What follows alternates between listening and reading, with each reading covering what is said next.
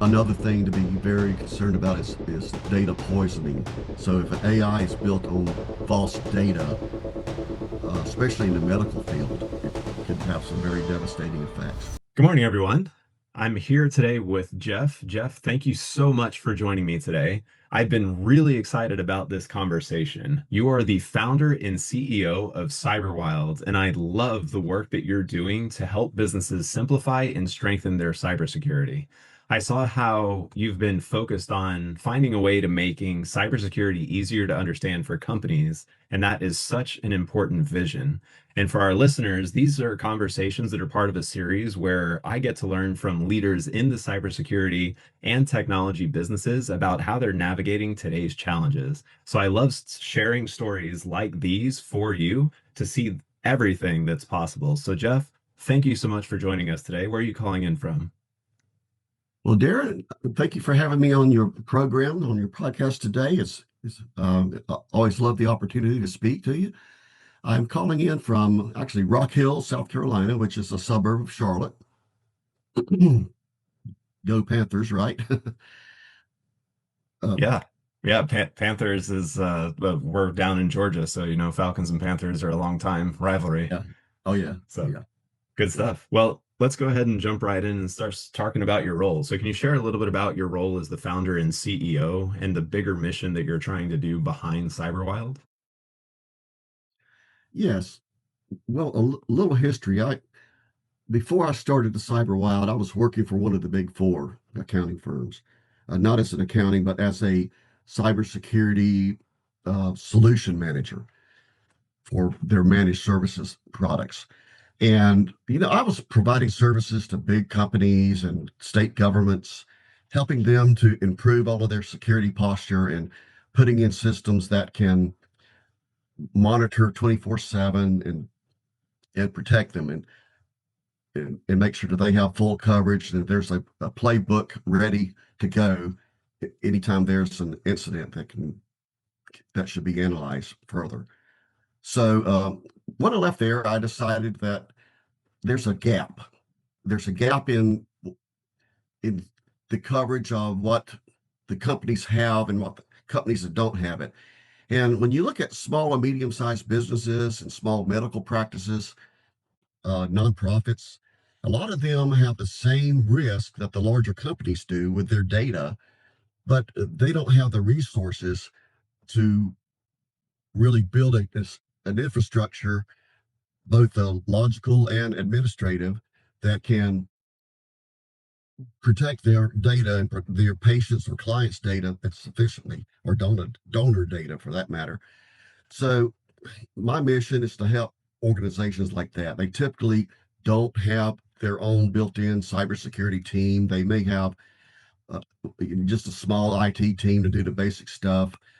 The bad misconception is when they think they have an antivirus on their system and maybe a firewall, they're covered.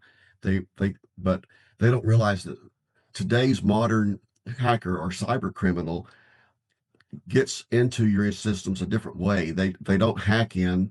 They they don't necessarily get in through some remote force, but what starts out is it's a people thing. They steal your credentials to get in, and then but let's see that a lot of people don't have a way to detect that if someone's logging in as Susie over here, that it's not Susie. The only thing they have is okay, well, they're the credentials and they're logged in. So with the Cyber Wild, we set up structures starting from the inside out to protect, help them build a better resilience against cybercrime. That was a great description. So that is Cyberwild as a company, but now let's focus on you as the CEO. So what does your typical day look like as you're leading this vision? Excuse me. Well, my typical day starts out in the morning. I look at any type of emails that have come in from clients or prospects and immediately respond to them and see how we can best help them. I go through any other contact information, any type of follow up that I need, and spend a lot of time there answering questions and deciding what the best option is for people. So, following that, I spend time planning in meeting with clients, meeting with vendors, lots of vendors. I have many vendors that I work with, but I I try to have just a select few that I offer to clients as a bundled package. And from there, it's different things. I do a lot of personal training with different tools, either a vendor tool like Iron Scales or anything to learn more about the products and about the services that I can offer. I'm really focusing a lot right now on AI GRC. I feel like that's an area that really needs more focus, more attention paid to it by the smaller organizations because people just put stuff into an LLM or a GPT that they don't know where the data is going once it's there. So we need better governance around it. And Jeff, for those that are not familiar with that term, can you go ahead and explain what AI GRC is and why you think it's so important? Yeah, well, actually, it's two terms. It's just AI. Well, everybody knows the AI is artificial intelligence, but the GRC part is governance, risk, and compliance. So to help you protect your intellectual data, your client data, you put up standards and policies and gatekeepers to prevent your data from being exfiltrated into the wild, into the GPT engines. Because, once you put something there, you no longer have control of that data. Just like when you put something in the cloud, and let's say you're a restricted organization, government entity that you don't want your cloud storage to be propagated over to a country that's not on your good boy list, right? So I love to use that term. Um, but we have ways to protect people from prevent them from doing just that with governance. Okay, so let's shift that into industry trends. So, what are the major shifts that you're seeing in cybersecurity right now when it comes to business owners and what they should be paying attention to? Right now, the business owners need to be paying attention to, first of all, their data. Where is it going? Like we said earlier, once it's into a public GPT or large language model LLM, like ChatGPT, Claude, Meta has one now, Grok, any of those, you no longer have control of that data.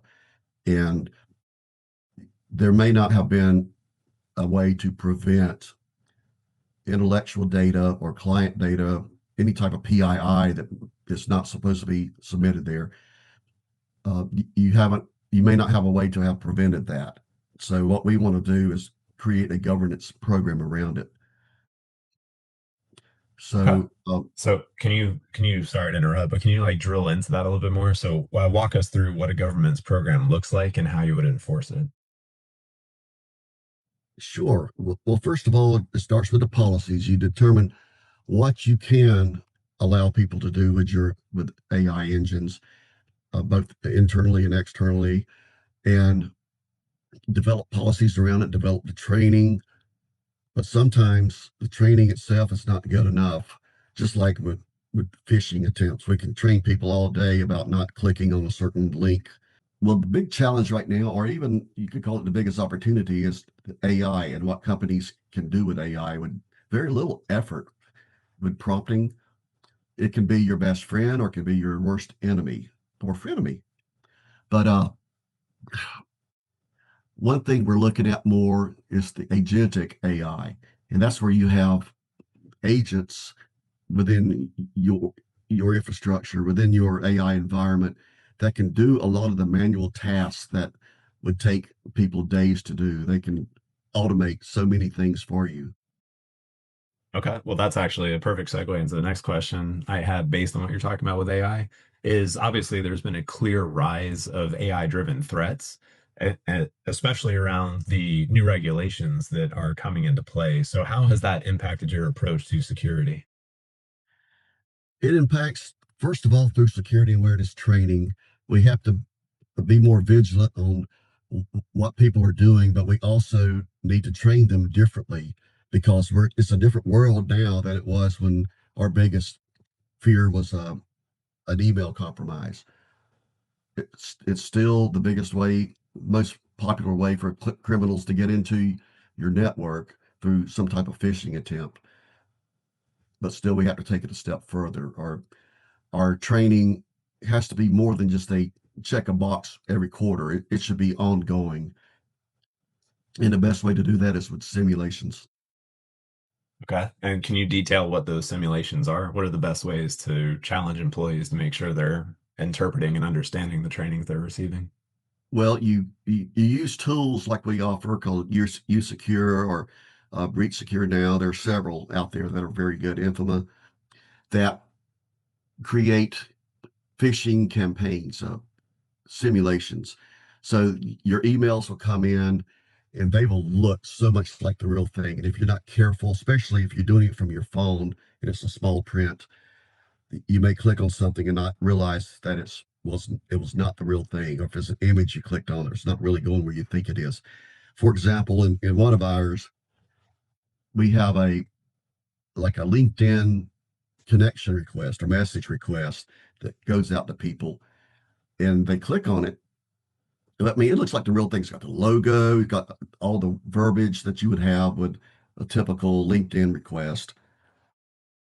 But if they click on it, they get a warning message that, hey, you just clicked on something that it's not what you thought it was, and it's a simulation. Don't worry, but uh, we can help you from there. And depending on the culture of the organization, they can provide extra training for people.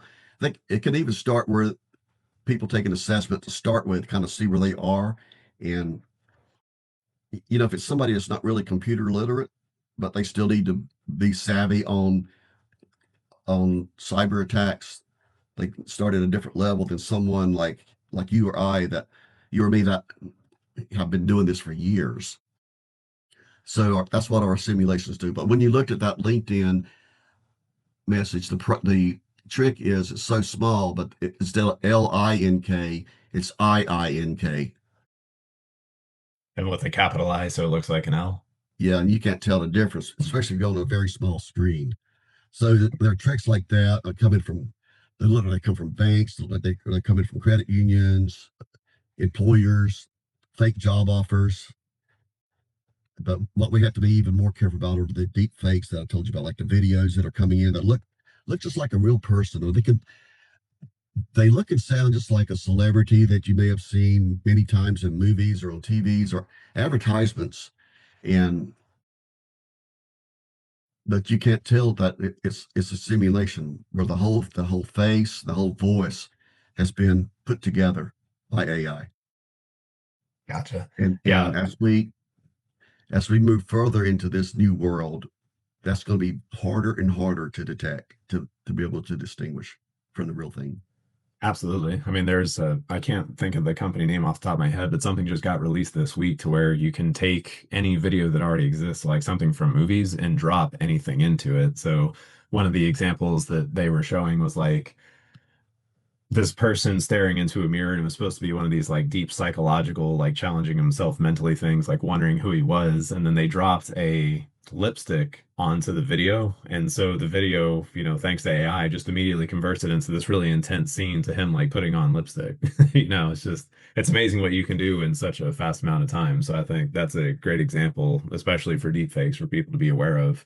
Yeah. When you talk about the concerns of those deep fakes, do you see a positive side to that as well, to where AI can help businesses? Well, let's see. And off the cuff here, I'm thinking, well, people like me that aren't very good at public speaking, especially in front of a camera,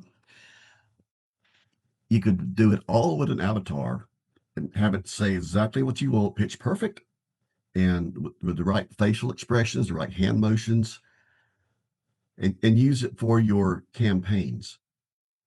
I know somebody that trains people that uses AI that do that professionally. A very good AI expert that can do that for you for 5 figures, of course. But Right. Yeah. AI is very impressive, but it's definitely not cheap when you're doing generation like that for sure. Yeah. So go ahead. Were you going to say something else?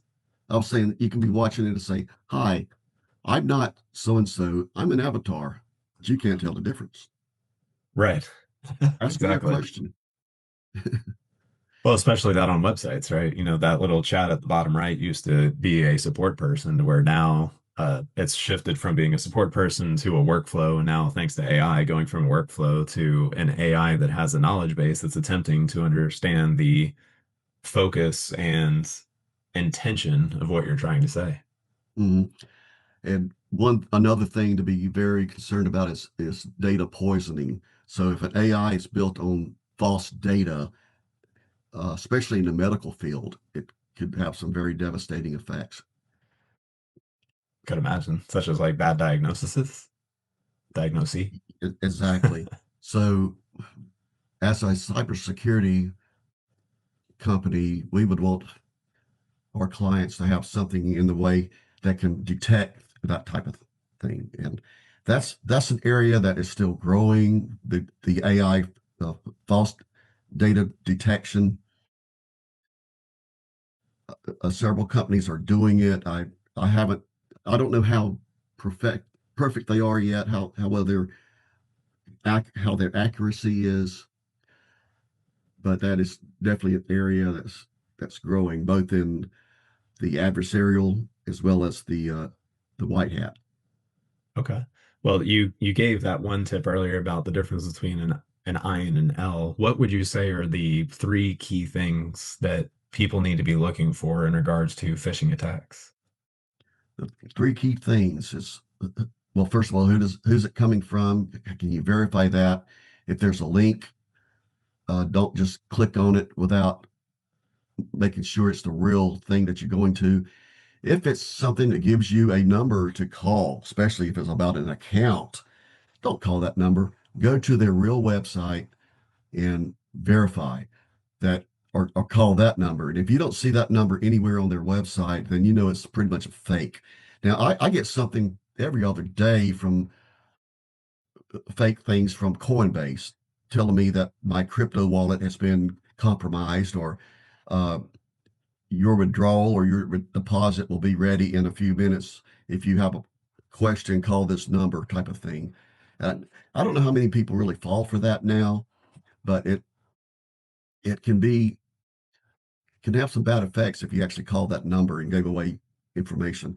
And I'm going to be vulnerable here. I'm going to tell you a real story that happened to me earlier this year, and this is about data poisoning.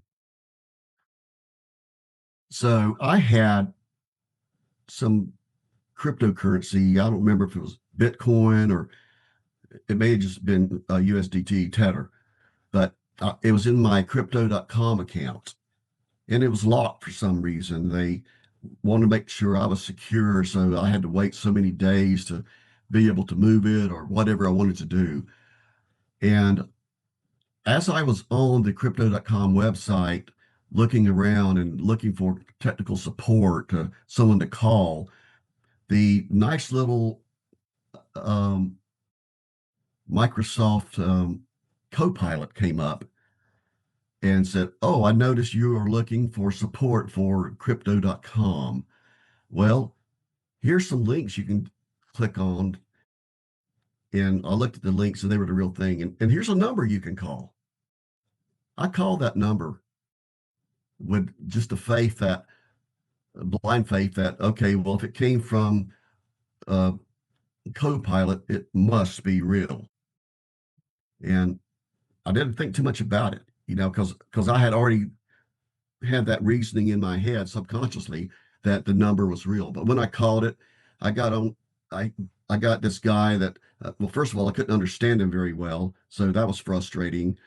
But he had me going through all types of things to like check on accounts and create a cash.com account and just all kinds of mouse traps to go through. And and finally, he was telling me to take so much money and put it into this account. And when I looked at it, I said, wait a minute, that's whose wallet is that? What is this? He said, oh, just do it, just do it. And have you done it yet? And they get really pushy when you get hesitant. And that's when I really realized, oh, this is really not crypto.com. This is a scammer. And I was this close to losing a significant amount of crypto coins. But with your Yeah. security training, you're able to pick up on it. So well done. Well, yeah, but still I'm vulnerable just like anyone else in the world, especially Mhm. if I'm confused about something, if I'm tired, if it's late at night and I'm just ready to turn the crazy computer off and be screen free for a while, and then something comes up and your guard may be let down unintentionally. So the Right. vigilance there is it's got to be on 24/7. Well, and to that point, when it comes to data poisoning like that, that was obviously a reputable company. You were using Copilot, which is Yeah, owned by Microsoft. So we have, all that, we'll call it brand recognition and reputation to trust. So even for large companies, this type of data poisoning happens. So, can you give some examples of how the data does get poisoned? Like, how did a corrupt number get inside Copilot's knowledge base? And obviously, not that specific example, but how do they get in there to get people away from the actual brand? yeah, that's a good question, and I don't have a really concrete answer for that, and I wish I did. But first of all, it's if if the LLM is scrubbing data across the internet, just like Google does, and it doesn't have a gatekeeper, and I hate using that term because it can be used on biases as well, but something's got to be there to determine if this is valid information or not. And you look at the number, who owns the number, just like a website. You don't just click on it. If you want to know if it's valid or not, you start looking at the domain information, the who is lookup, who owns it. And if a lot of that stuff is obscure, it's probably not a very good website to be on doing business. So Awesome. especially if you look at it and it was this website was created a little earlier this year. The real owners are hidden. Mhm. I mean, that's two big tips right there. Yeah, we create new websites every day, but something that supposedly looks like it's legitimate, That sometimes those that's owners where it will gets tell us iffy, not. right? I'm sorry, what? I said that's where it gets iffy. You just have to be able to pick up those small nuances. Yeah. Okay. Well, so let's take that back over into the cyber world. So, with your company, what is working really well right now for Cyberwild? Well, I think our research into the AI um, and how we can use it, I mean, it's such a great tool, and we need a structure, or we have a structure framework to help people use it wisely. I mean, we can't just stick our head in the sand and not use it, not allow our employees to do something with it because it's such a big tool. And if you're not using it, you're probably way behind and about to close your doors. Gotcha. So, then on the flip side of that, because that goes into the negative as well, what's been the most frustrating in terms of getting your solutions or your message out there? It's, I guess, it's the basic understanding. I mean, first of all, when you say cybersecurity, some people back up automatically. They don't want to talk about it. It's a fear of the unknown that they, like I said earlier, they think they're covered because they have an IT guy that puts an antivirus on the computer and uh, they might update it occasionally. They might look at logs occasionally, but they don't understand that this stuff has to be constant. That it's not just AV. It's looking at the data coming into your network, the data going out of your network, being able to detect that type of stuff uh, with automation. Because to hire a whole team to do that kind of stuff is what it would take if you have many systems. You would have to have your own security operations center, or you would have to outsource it. Okay. And So okay, I was just going to say, when it comes to items like that, what are the metrics or key milestones that you're most focused on? the key metrics and milestones. Well, it's hard to say. You can't use ROI in cybersecurity for one thing because uh, return on investment. It's just like insurance. Okay, well, how many breaches did we prevent today? We don't know because we prevented them, right? Because they're not there. But we can say we reduced an amount of activity from this high level to this low level using this strategy. Okay. So when it comes to that type of financial analysis, we can call it, when you're identifying all of those, like, hey, we stopped 10,000 attacks. Because I think what most people don't realize in the cybersecurity industry is it's not like you survived one attack with all the tools that your company and others put in place. It's stopping tens, if not hundreds or millions of attacks a day.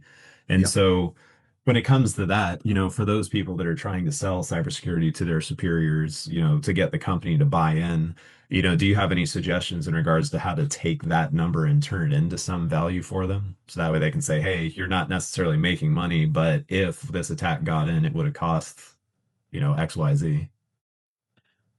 Yeah, I mean, you just have to use real life examples, and this is one case where you don't want AI to take full advantage of what we call hallucinations. You want real data, okay? Um, and I've been on AI's new ones that pop up, and I want to try it out. So if it can't, one of them I found, if it didn't know the data, it would just make up stuff. Like, let's say I'm looking for all the IT directors in the South Carolina school districts, and it would go out and search. Well, it might give me the right address in certain things, but then when you start looking at the numbers and the names, they don't match up. And I did that on in my own area here, and I said, wait a minute, I know the IT director or the CISO of my district. This is not the person that I know, and they have not changed jobs. So that's what we call a hallucination. It just makes up stuff.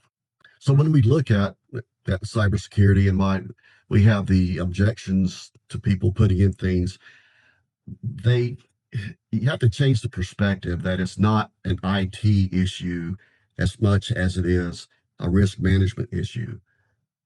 And that's the mindset that we have to change in people to be able to be successful at putting in a cybersecurity system that really helps people. As far as KPIs, it's hard to say, well, we prevented X number other than looking at logs. And if you don't have a way to look at these logs and to aggregate the information from these logs to give you intelligence, like, okay, well, was this an attack? Was it not? How many systems were involved? I mean, you can do that kind of stuff with it and create a number based on what's the risk of our payroll system being compromised. How, put it in dollars. How much would I lose if that system was down for so many days or down at a certain time? Or how many attempts did come in that tried to have a payroll, someone's account changed to a different bank account? I mean, you can detect that kind of stuff and give statistics on it. If you have a baseline, you have to establish the baseline, and then you can do something like that. Great. I think that's really good advice, and I appreciate you throwing that out there for the people that are trying to sell that within their own companies. So let's look to the future now. So where are you trying to get Cyberwild to in the next 6 to 12 months? I would like to have Cyberwild helping out hundreds of companies, either physically or logically, either with the systems that I can provide to them, or even some of the coursework that I'm designing. Okay. We haven't talked about that, but I will have courses that are available either on my website or through my school community. which I do have a school community. It's called the Cyberwild Rocks. That's fantastic. So can you go Yeah. into those trainings? Like if someone joins your school community, what trainings would they get? Well, we're going to start out with basics, okay? Because I know there's plenty of material out there that can help us get a certification, but that's not what we're targeting. We're not. I don't want to target people that want a certification with it. I just want to have them give general knowledge, down to earth knowledge about it. No jargon. Just talk about what the real risks are and what you can do to prevent it, either as a mindset change or a tool change, Cool. but And how to so be more vigilant. So so that when they get those trainings, are they focused on, or like once they get those trainings, do they get certification through your school community, or like what happens once they have that education? right now it's just for personal gain. It's that I don't have, and that's a good point, Darren. I could have some type of certification in it, but who's the accrediting organization? It could just be you. The Exactly. Cyberwild certification in and of itself. Yeah, I actually had someone recommend that, and uh, yeah, it looks good, but um, maybe we will. I don't know. Maybe that's what the future holds: is getting people into a program that helps them see their progress, Okay. and not necessarily to get a CISSP or CISM, but just to be more vigilant on the basic things that people should know in the modern world to fighting cybercrime. Okay. And I'm assuming because it is a school community, something that they do get out of it besides just the trainings, do you have some sort of cadence of calls with them or a way for them in that community to just be able to ask questions and get responses? Yeah, there are communities there. I mean, I just started this one last week, so I don't have it totally built yet. And with some of the people I'm working with that are helping me with the design of it, I will have courses that are free. I will have some paid courses, and some of it may not even be cybersecurity. We can go in multiple directions. Okay. Well, that's fantastic.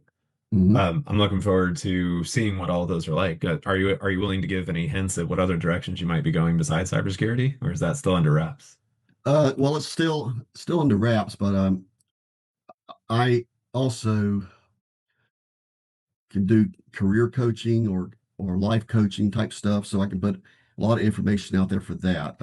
Low ticket items, of course, and because that's one thing I would love to be able to share is through my career, which has been a long career in IT. Um, what are some of the mistakes that are perceived mistakes that I made during my time? Did I stay in an organization too long, or did I not take the right type of training? And I want people to think about these kind of things, especially when they're young. I had a picture pop up on Facebook the other day of, well, I'm a Clemson grad, and it's a picture of the old amphitheater right in the center of campus. And I thought, Okay. gosh, I used to sit there all the time and look at things in between classes. What if this older me was to go back to there and see the 20-year-old me and tell them what I know now? What would change? Let's look into the future. Ooh, the Outlander type of thing. Ooh. But and it's really something to think about. But not a coulda, woulda, shoulda. But hey, you've done good. You will do good. And here's the way to really make it fantastic. You, I actually went to Clemson too, of all things. What a small world oh, that you is. did. I Okay. did. So I would tell them to get out of the amphitheater and go to the reflection pond in front of the library. Yeah, that's That's where I exactly what I'm spent. talking about. Yeah. Is that amphitheater in front of the library? And gosh, it's such a beautiful campus. And hey, they're not paying me to say anything about it, but I love being there. I didn't like exams. Uh, Well, I mean, I'll definitely tell you that the one thing um, that was interesting about Clemson is there always used to be the old adage of, oh, this, old man used to always say, I had to go to school walking up the hill both ways in the snow and blah blah blah. And that happened once. And if you've ever been to Clemson, it's kind of like a big U to where Yeah, that library is the low point. So when you're going to the classes on both sides, it's on the high. And it snowed one day, and I remember walking across the bridge, and I was like, oh my gosh. I was like, I will literally be able to say this when I'm older. I was like, yeah, I used to have to walk to school uphill both ways in the snow. It's like, oh, this is amazing. So that's really funny. Um, so just going back, sorry, I know that was an aside, but you that's don't run fine. into too many Clemson grads randomly like that. So that's neat. Yeah, I Um, can reminisce all day about that. Those were some really exciting, challenging, fun, uh, some great times, learning experience, and that's another thing I would encourage people to take it all in, get involved with as many things as you can, and not just the big drinking parties and things, but do things that are really going to improve who you are. I think that's great advice. I, And I that's the kind think of stuff that I would also offer on my website, in my course curriculums. Okay. So not More only more providing mindset service type to stuff. businesses, but not only providing solutions to businesses, but also providing mentorship for the upcoming generation. Yeah, yeah, because it's very important that we keep people learning about this. We can't let AI do everything for us, and we can't assume that you someday you go turn on a light switch, it's not going to turn on because of some cyber incident that's taken out your whole grid. We need people. We need people helping to prevent these type of things from happening, and they have to learn the basics, and they have to understand that. Okay, I hear this ad on TV that says, "Oh, get a new start in IT, and you're going to make X amount of six-figure dollars." I get so mad when I hear those because it's not. You don't start out that way unless you're really, really uh, have a unique skill. Very true. Yeah. That's a story for some other time for us, but I had a rough realization with that as well coming out of college with what they tell you compared to what's real. But so Yeah. let's go back to the, 6 to 12 months. You're wanting to get in front of hundreds of people. So when you're talking about that vision, if you had a magic wand to fix one thing that you think is holding you back today from achieving that goal, whether it's awareness, adoption, resources, what would you say it is that would accelerate you to that dream vision? Well, I think the big thing is recognition is to be seen. Okay, to be out there and let people know you're available. So even though I've been in IT for over 30 years and had some plug into cybersecurity for 20, even before it was called cybersecurity, we used to just call it information security, like CISO.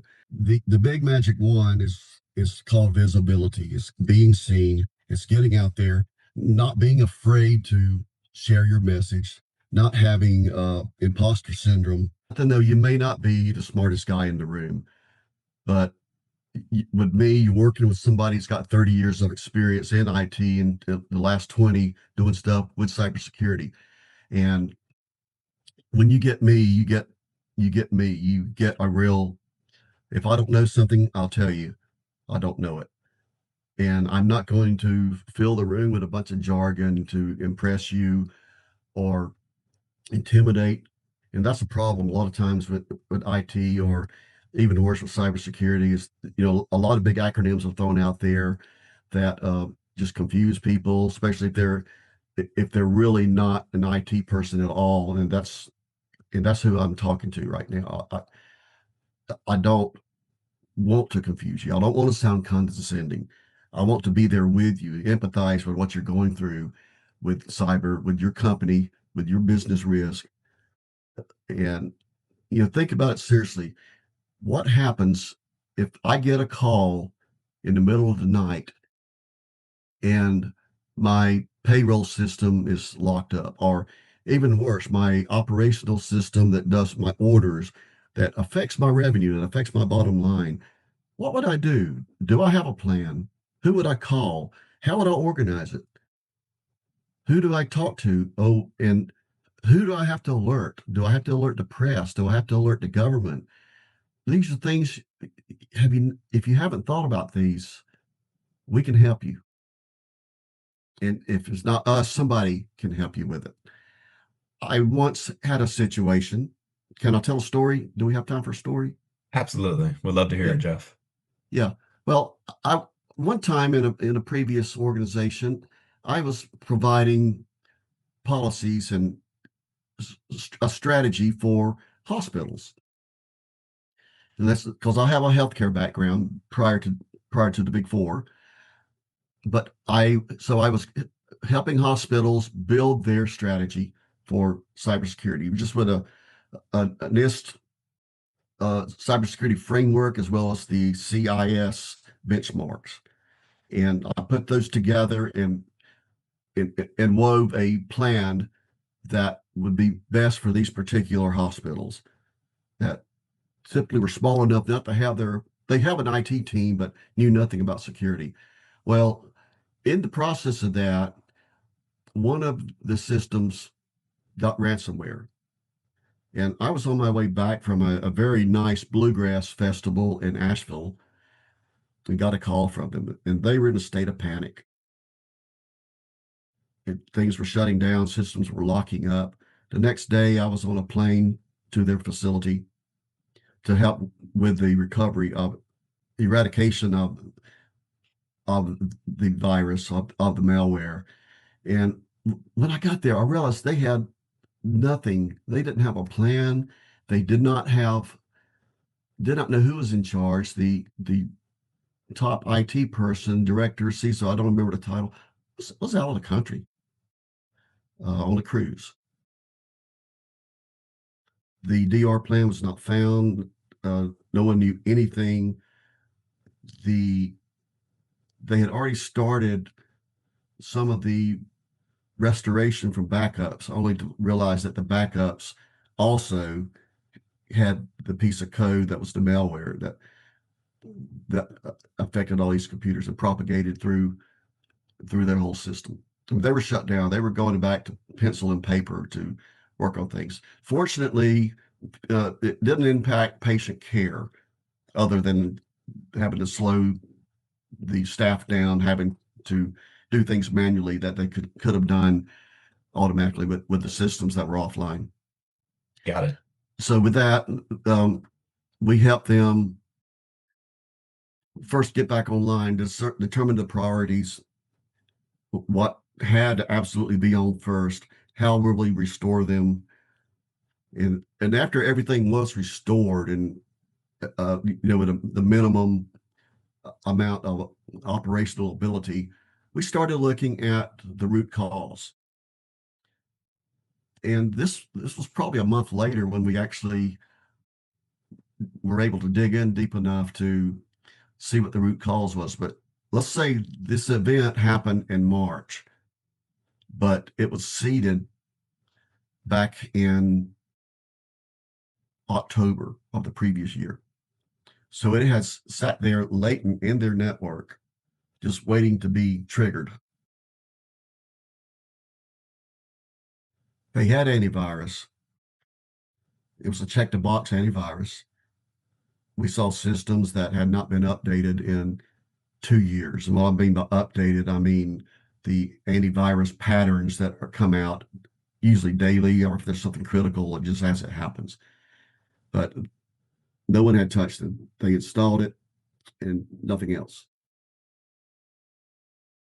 So, in that specific scenario, obviously, that's where an ounce of prevention is a pound of cure. So, Yes. for the people that are not aware of some of those acronyms, can you explain what DR is? Because you were saying DR was not able to be found. DR, Yes. by that is disaster recovery plan.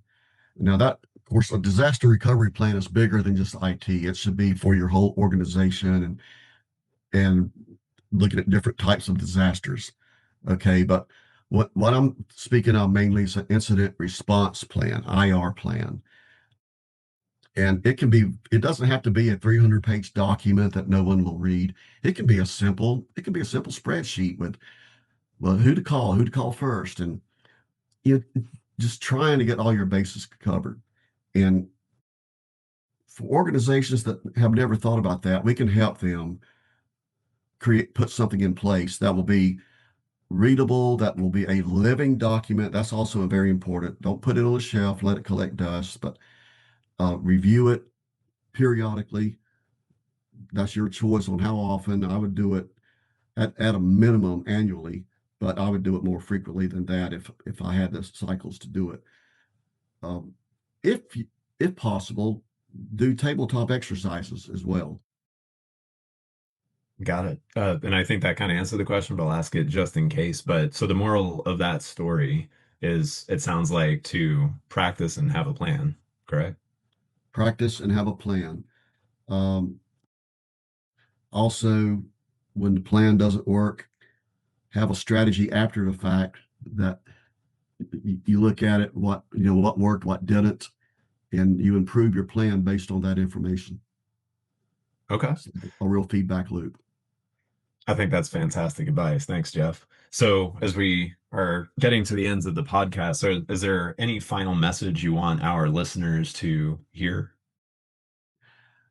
Well, I would love for people to visit my website to speak up and ask for a security assessment. We offer a free security assessment.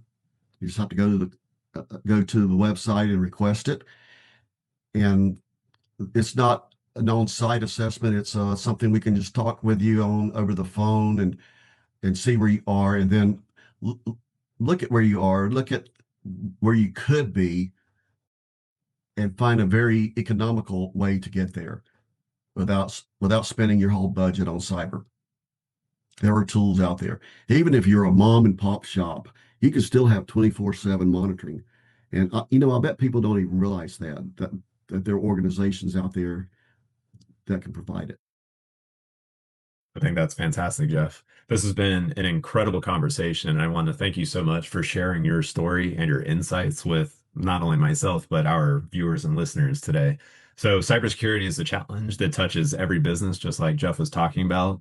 And the way that you and Cyberwild are making it accessible and clear is really inspiring. I especially like the fact that you're beginning to include trainings, whether they're free or part of a school community that's beyond just being the business itself, because you're really you're paying it forward to everyone else. So for that, I greatly appreciate it. To our listeners, thank you again for tuning in. I hope you've taken as much value from this discussion as we did before. As you can see, Jeff is over there just saying, like, scan the QR code. So if you haven't yet during this about hour conversation, definitely make sure you take a picture of that. It should bring you to, if I would assume, probably the cyberwild.com. That's where you can Yes. learn more about Jeff and the company and everything that they provide. And we'll be back soon for more conversations featuring leaders that are driving innovation and helping businesses thrive in a very threat conscious world. So until next time, stay safe, stay curious, and keep moving forward. Thank you, everybody. Have a great day. Hey there. It's Darren from The Digital Shift. I wanted to take a moment to thank you so much for listening to today's podcast. If you haven't already, make sure to check out the links in the description to learn even more information of everything we went over today. But if you enjoyed this podcast, then you are absolutely going to love this one. And if you're looking to look deeper into the technology that we go over in these videos, then go ahead and check out this one here. Regardless of which one you pick, you're going to walk away with something new. As always, I'll talk to you in the next one, and keep being awesome.